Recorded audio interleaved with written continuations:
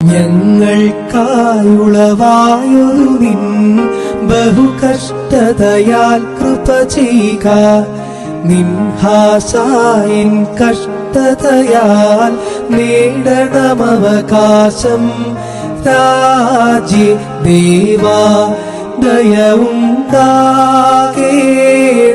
നാഥ, കൃപ തോന്നണമൻ പാൽ. ഞങ്ങൾക്കായുളവായൊരു നിൻ ബഹുകഷ്ടതയാൽ കൃപ ചെയ്യുക. നിൻഹാസായിൻ കഷ്ടതയാ.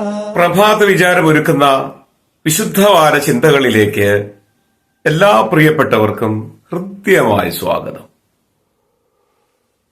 നമ്മുടെ കർത്താവ് രക്ഷിതാവുമായ യേശുമിശിഹായുടെ രക്ഷാകരമായ പീഡാനുഭവത്തിന്റെയും ക്രൂശ് മരണത്തിന്റെയും ഉയർത്തെഴുന്നേൽപ്പിന്റെയും മഹാസ്മരണയിലേക്ക് പരിശുദ്ധ സഭ കടന്നുവരികയാണ്. ആത്മശരീര മനസ്സുകളെ ആ കാൽവരിയിലെ ധ്യാനപീഠത്തിങ്കിലേക്ക് ചേർത്ത് വെച്ച് ഒന്ന് ശുദ്ധീകരിക്കാൻ, ശക്തീകരിക്കാൻ, ആത്മാർത്ഥമായ ഒരു മനപരിവർത്തനത്തിന് മുഖാന്തരമായി തീരുവാൻ ഈ വിശുദ്ധവാര ശുശ്രൂഷകളും പ്രാർത്ഥനകളും നമുക്ക് സഹായകരമായി തീരണം. വിശുദ്ധ യോഹന്നാൻ എഴുതിയ രക്ഷാകരമായ സുവിശേഷം 12-ാമത്തെ അധ്യായത്തിന്റെ 36-ാമത്തെ തിരുവചനം ഇപ്രകാരം നമ്മോട് പറയുന്നു: നിങ്ങൾ വെളിച്ചത്തിന്റെ മക്കളാകേണ്ടതിന് വെളിച്ചം ഉള്ളിടത്തോളം വെളിച്ചത്തിൽ വിശ്വസിപ്പിൻ.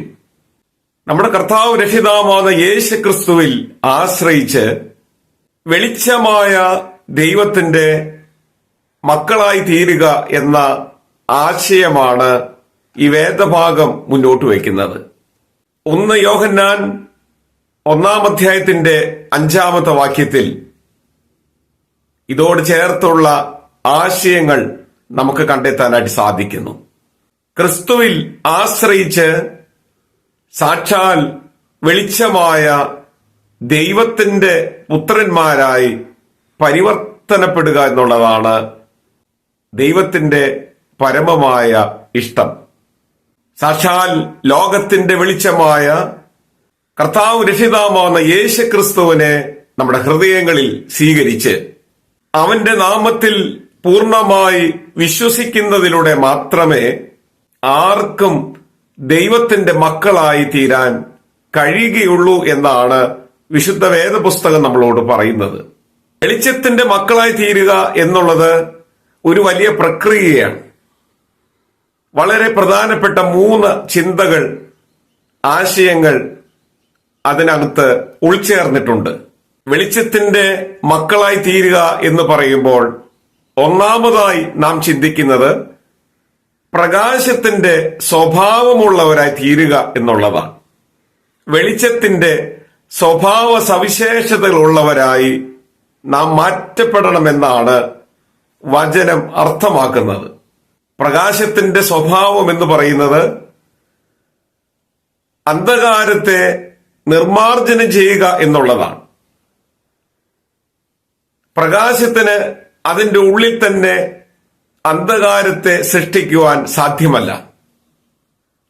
നന്മയ്ക്ക് എന്നും നന്മയിൽ നിലനിൽക്കാനേ സാധിക്കുകയുള്ളൂ. വിശുദ്ധിക്ക് എന്നും വിശുദ്ധിയിൽ തന്നെ നിറഞ്ഞു നിൽക്കാനാണ് സാധിക്കുക. പ്രകാശത്തിന് പ്രകാശത്തിൽ തന്നെ പ്രകാശമായി മാത്രമേ നിലനിൽക്കാൻ സാധിക്കുകയുള്ളൂ. അപ്പോൾ തന്നെ അന്ധകാരത്തെ ദൂരീകരിക്കാൻ പ്രകാശത്തിന്റെ വീജികൾക്ക് സാധിക്കുമെന്ന് വചനം നമ്മെ ഓർമ്മപ്പെടുത്തുകയാണ്. ക്രിസ്തീയ ജീവിതം നന്മയിൽ അധിഷ്ഠിതമാണ്.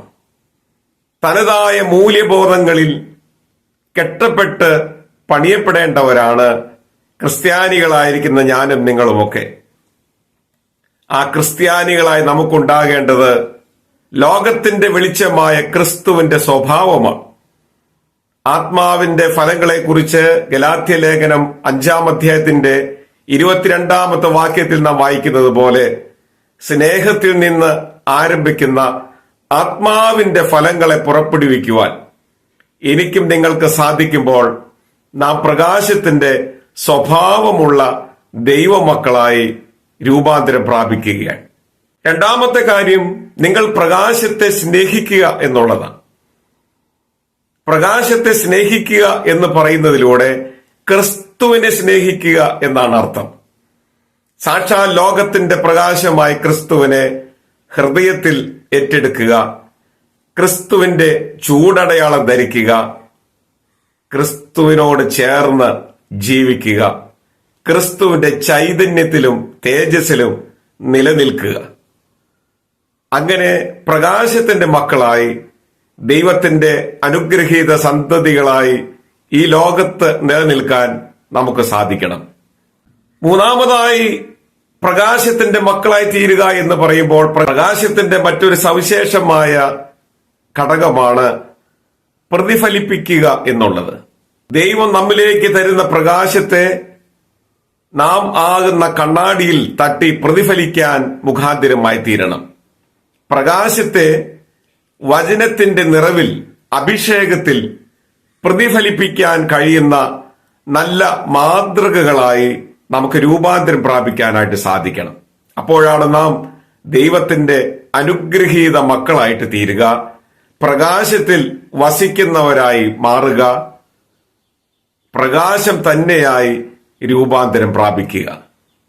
വിശുദ്ധ മത്തായിയുടെ രക്ഷാകരമായ സുവിശേഷം 5-ാമത്തെ അധ്യായത്തിന്റെ 14 മുതൽ 16 വരെയുള്ള വാക്യങ്ങൾ പരിശോധിക്കുമ്പോൾ നമ്മുടെ കർത്താവായ യേശുമിശിഹ തന്റെ ഗിരിപ്രഭാഷണത്തിൽ അരുളി ചെയ്തതുപോലെ, വിളക്ക് കത്തിച്ച് നിങ്ങൾ പറയിൻ കീഴല്ല വെക്കേണ്ടത്, തണ്ടിന്മേലത്രേ വെക്കേണ്ടത്. അപ്പോൾ അത് വീട്ടിലുള്ള സകലർക്കും വെളിച്ചം നൽകുന്നു. ദൈവം നമുക്ക് തന്ന ദാനങ്ങളെ മറ്റുള്ളവർക്ക് കൂടി പ്രയോജനപ്പെടുന്ന രീതിയിൽ അതിനെ പ്രസരണം ചെയ്യുവാൻ നമുക്ക് സാധിക്കുമ്പോഴാണ് നമ്മുടെ ജീവിതം അനുഗ്രഹിക്കപ്പെടുക. സ്വാർത്ഥതയെ വെടിഞ്ഞ് സ്വന്തം താല്പര്യങ്ങളിൽ മാത്രം ഊന്നി നിൽക്കാതെ മറ്റുള്ളവരിലേക്ക് പടർന്നു കയറുന്ന ഒരു ദൈവിക സാന്നിധ്യമായി, സ്നേഹത്തിന്റെ ജ്വാലയായി നമുക്ക് മാറ്റപ്പെടാനായിട്ട് സാധിക്കണം. അപ്പോസ്തലനായ പൗലോസ് ശ്ലീഹ എഫേസ്യർക്ക് എഴുതിയ ലേഖനം 5-ാമത്തെ അധ്യായത്തിന്റെ 8-ാമത്തെ വാക്യത്തിൽ വളരെ വ്യക്തമായി പ്രകാശത്തെക്കുറിച്ച് പറയുന്നുണ്ട്. മുമ്പ് നിങ്ങൾ ഇരുട്ടായിരുന്നു, എന്നാൽ ഇപ്പോഴാകട്ടെ നമ്മുടെ കർത്താവായ യേശുക്രിസ്തുവിൽ നിങ്ങൾ വെളിച്ചമായി രൂപാന്തരപ്പെട്ടിരിക്കുന്നു. കർത്താവ് നമ്മുടെ ജീവിതത്തിലേക്ക് കടന്നു വരുമ്പോഴാണ് നമുക്ക് പ്രകാശമായി തീരാൻ, പ്രകാശത്തിന്റെ സ്വഭാവമുള്ളവരായി തീരാനായിട്ട് സാധിക്കുക. അതുകൊണ്ട് ക്രിസ്തുവിനെ നമ്മുടെ ജീവിതങ്ങളിലേക്ക്, ഹൃദയങ്ങളിലേക്ക്, വാസ ഇടങ്ങളിലേക്ക് ഏറ്റെടുക്കാൻ നമുക്ക് സാധിക്കുമ്പോഴാണ് ജീവിതം അർത്ഥപൂർണമായിട്ട് തീരുക. അപ്പോസ്തലനായ പൗലോസ് ശ്ലീഹ തെസ്സലോനിക്കർക്ക് എഴുതിയ 1-ാമത്തെ ലേഖനം 5-ാമത്തെ അധ്യായത്തിന്റെ 5-ാമത്തെ വാക്യത്തിൽ വീണ്ടും പ്രകാശത്തെക്കുറിച്ച് പറയുന്നു. നിങ്ങൾ എല്ലാവരും വെളിച്ചത്തിന്റെ മക്കളാകുന്നു, നിങ്ങൾ പകലിന്റെ മക്കൾ. നിങ്ങൾ എല്ലാവരും വെളിച്ചത്തിനും പകലിനുമുള്ളവരത്രേ. കർത്താവിൽ അനുഗ്രഹിക്കപ്പെട്ടവരെ, നാം ദൈവത്തിനുള്ളവരാണ്. ലോകത്തിന്റെ പ്രകാശമായി ക്രിസ്തുവിലൂടെ പ്രകാശിക്കേണ്ട അനുഗ്രഹീത വിളക്കുകളാണ്. സുവിശേഷമാകുന്ന എണ്ണയിലൂടെ ക്രിസ്തുവാകുന്ന അനുഗ്രഹത്തിന്റെ തിരി തെളിയിക്കുവാൻ നമ്മുടെ ജീവിതങ്ങളെ നമുക്കൊരുക്കാം. അതിന് വിശുദ്ധവാര ശുശ്രൂഷകളും പ്രാർത്ഥനകളും ധ്യാനവും മുഖാന്തിരമായി തീരട്ടെ എന്ന് ആത്മാർത്ഥമായി ആഗ്രഹിക്കുന്നു, പ്രാർത്ഥിക്കുന്നു. എല്ലാ പ്രിയപ്പെട്ടവർക്കും അനുഗ്രഹീതമായ ധ്യാനാത്മകമായ ഒരു വിശുദ്ധവാരം ആശംസിക്കുന്നു. ദൈവം നമ്മെ സഹായിക്കട്ടെ. ഞങ്ങൾക്കായുളവായൊരു